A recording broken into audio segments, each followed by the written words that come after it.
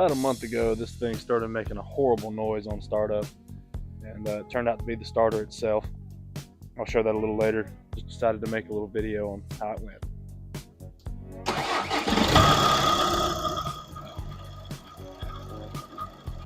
Alright, we're going to start off by disconnecting the battery, because we have to take the positive terminal off the starter, and then you have to do a lot of manipulating with that cable.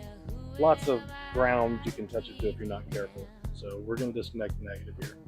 Mine obviously needs some cleaning, but it's about to come off.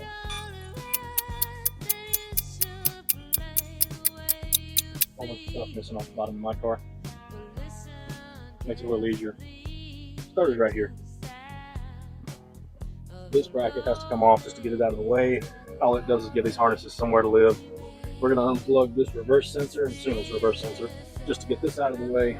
This is the solenoid plug, and underneath this plastic here is the positive terminal. We'll take all those loose, and then we'll work on getting the physical bolts out. All that's really even needed here is a 13 and an 18, a couple of extensions.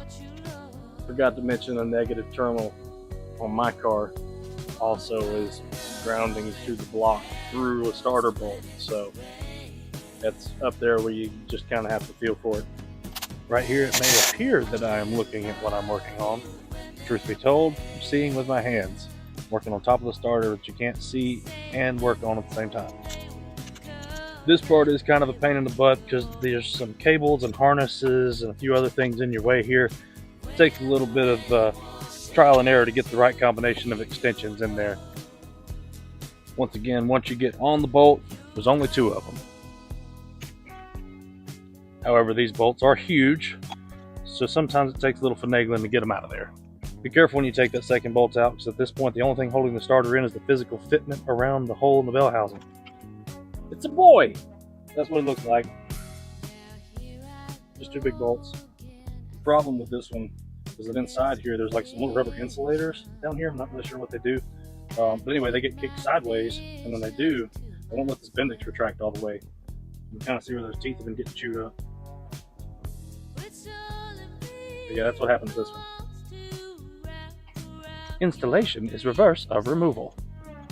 That phrase has always felt so condescending to me. Like the engineers are going, "Hey dummy, if you can get it off, you should be able to get it back on." Joke's on you, Mr. Engineer. I just took bolts out until it fell on my face. Put it all back together. Just put everything back where it came from. 2 connectors, a couple bolts, a few nuts, giggity.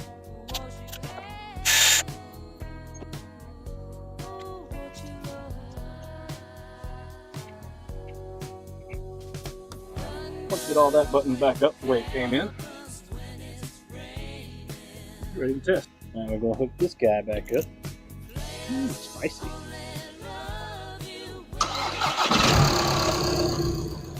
Yeah.